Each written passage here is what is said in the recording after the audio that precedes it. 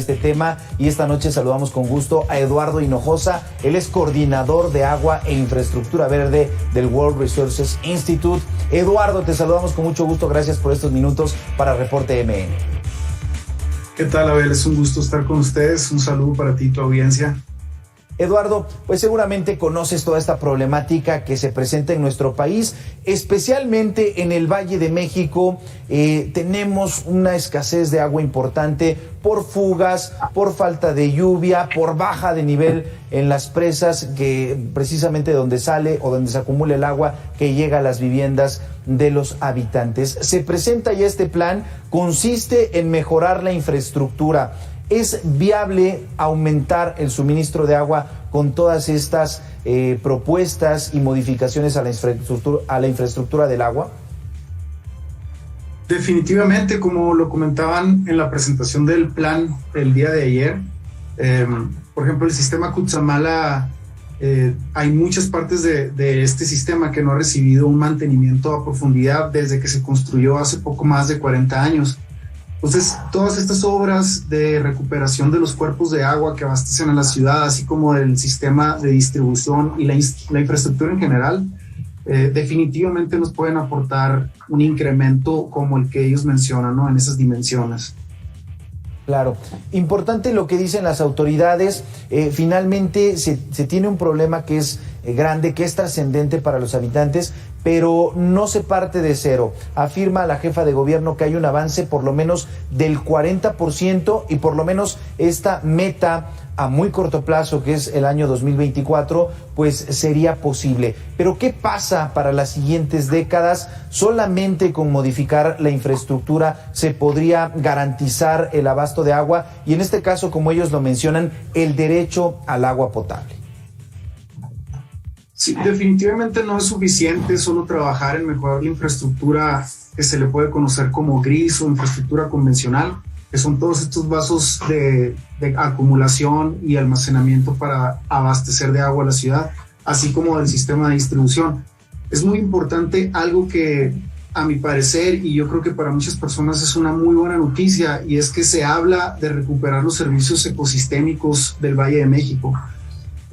Como digo, no es solo suficiente trabajar en infraestructura, sino recuperar esta dotación de servicios, porque la recarga del agua se da en las partes altas de la cuenca, y se ha hecho un trabajo muy intenso para recuperar esto con acciones de reforestación y forestación en áreas que ya habían perdido completamente la cobertura vegetal, recuperación de hectáreas del suelo de conservación, medidas para implementar manejo sostenible de muchas de las tierras por parte de los agricultores. En fin, hay muchas otras medidas que no solo es trabajar con la infraestructura, y este tipo de medidas son las que nos garantizan a un mayor plazo que vamos a tener agua por más tiempo.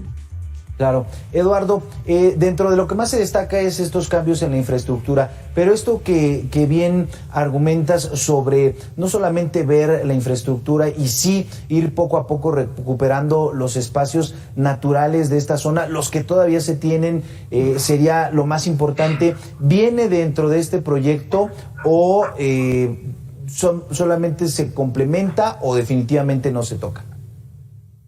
No, se toca definitivamente. A mí me pareció muy buena noticia que se hablara de forma tan completa de estas nuevas medidas. Por ejemplo, se hablaba de que la Ciudad de México ha plantado más de 30 millones de plantas de diferente tipo, árboles, arbustos, etcétera.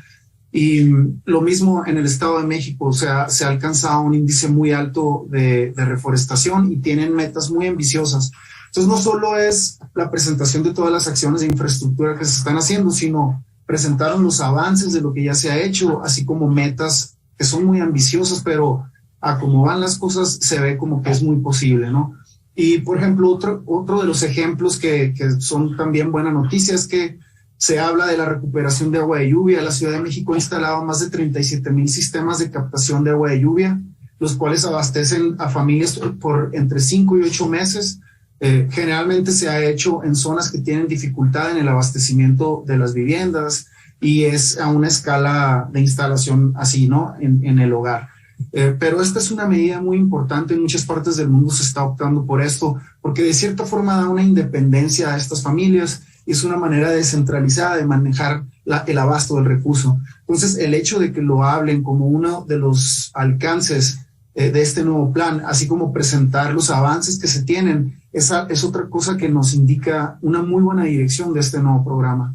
Claro, y aunque pudiera parecer lento, finalmente, si poco a poco se va beneficiando a más personas, bueno, pues se va cubriendo diferentes zonas del Valle de México. Ahora, hablamos del agua, hablamos del abasto, hablamos de estas acciones de gobierno, pero ¿qué pasa en las viviendas? En gran parte de las alcaldías, en varios municipios del Estado de México, donde no están teniendo agua de manera constante o suficiente para abastecer sus necesidades. ¿Qué es lo que está pasando ahí? ¿Qué tan vulnerados son estos ciudadanos, estas familias? Definitivamente se encuentran en una condición de vulnerabilidad importante. Muchos de estos asentamientos se han ido estableciendo de forma irregular y eso complica mucho la integración o más bien la instalación de la infraestructura que se necesita para dotarlos de servicios básicos. En muchas zonas de la ciudad es muy complicado por estas condiciones de irregularidad poder pues hacer todas estas nuevas obras para que puedan contar con infraestructura. Y es por eso que la ciudad ha optado por medidas como los sistemas de captación de agua de lluvia, que se han enfocado ciertamente en las partes donde hay población con más vulnerabilidad.